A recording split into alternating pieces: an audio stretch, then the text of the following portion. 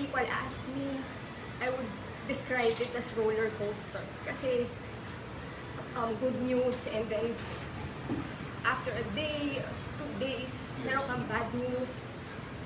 Try mo maging positive about it. Sobrang roller coaster. Pero kasi nandun na kami sa point na chat naman, sorry.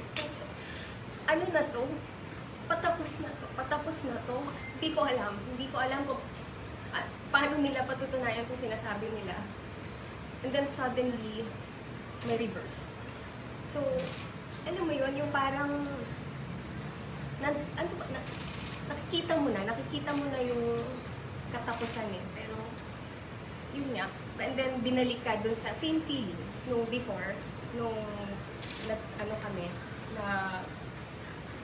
nagdemanda kami before. Ganun ulit, roller coaster. Pero lalaban ka.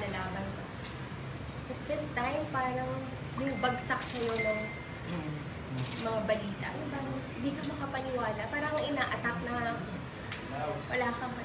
hindi ka prepared. Wala kang weapon, wala kang gear to protect yourself. Parang ganun yung pakiramdam. Ano na sabi ni Attorney Malyonga na next step para kay Bong? Next step namin is, of course, yung petition for bail.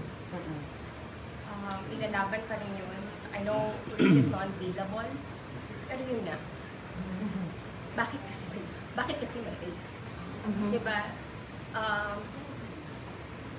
So, lahat ng ebidensya binigay namin. Bong was very consistent sa kwento niya since day one. Since pumunta siya sa akin, bugbog sarado siya, pinonfess niya lahat. Since that day hanggang ngayon, sobrang consistent siya sa mga sinasabi niyang kwento, sa supportive yun ng mga documents or sa kung ano mga ebidensya na binigay namin.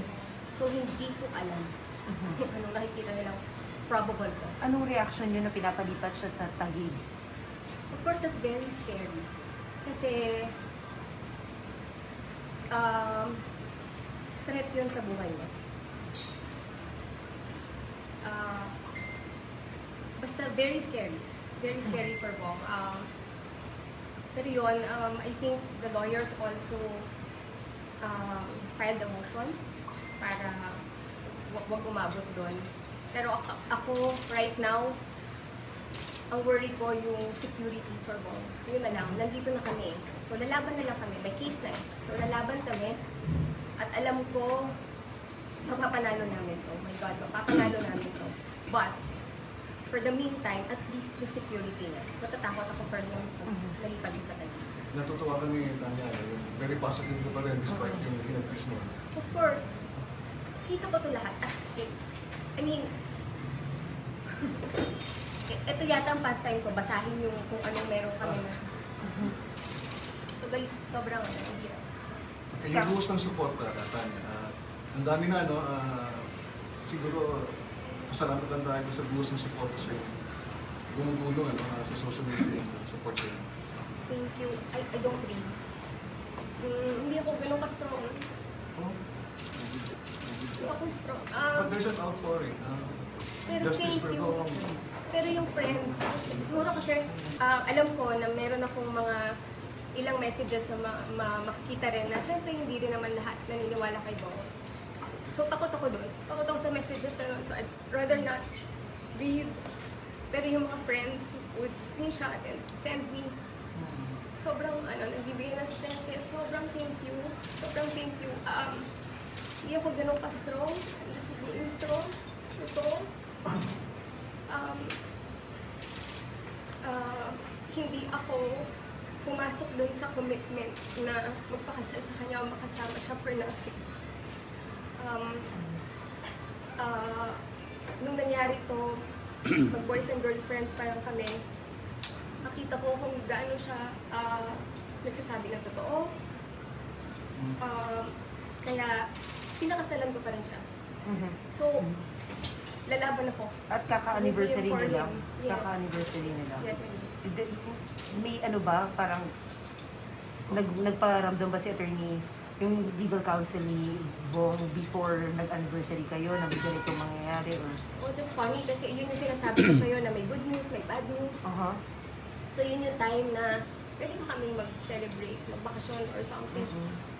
Sabi ni Atty. Malyonga, legally speaking, of course. Sabi niya, okay. Pero before, sana kami mag-out of town o ano, may bad news. So, hindi na lang kami tumuloy. So, yun yung mga sinasabi ko, dinidescribe ko as roller coaster. So nagulat din talaga kayo nung biglang lumabas na may probable cause na rape pa yun. It came as a surprise talaga. It did, kasi yun nga, we were also complacent about it. Kasi alam mo yung, yung kaso since the beginning. And tawa na rin ako, naiiyak ko, hindi ko na-repeat. Sabi, you're waiting daw for the commitment order in the arraignment. May nakaset na ba? Wala pa. As of now, wala pa as of now. So now nasa NBI na. Gano'ng katagal kaya siya sa custody ng NBI? I'm praying to look lang na siya. Mas safe ba siya doon? She feels safe. She feels safe. I think kasi,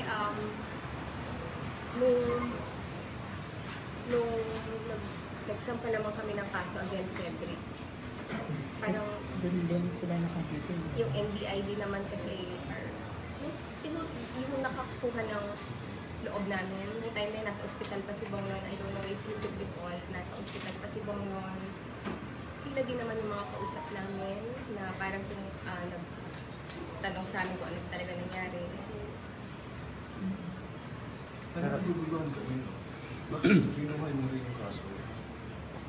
I don't understand kung sino yung susunod, kung sino yung backer. Do you have any idea? I do. We have. Pero parang hindi ko naman masasabi. Hindi ko naman masasabi yun. But right now,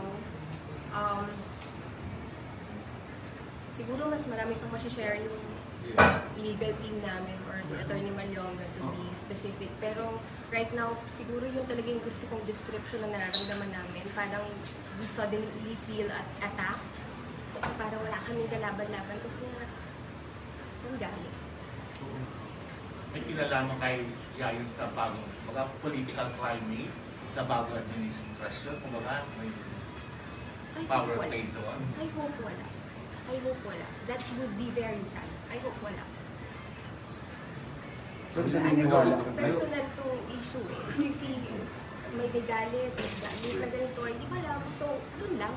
Kung tayo, sana hindi gano'n. Pero Ano yung naniniwala mind, ka, meron no? kang apela sa kabilang partido?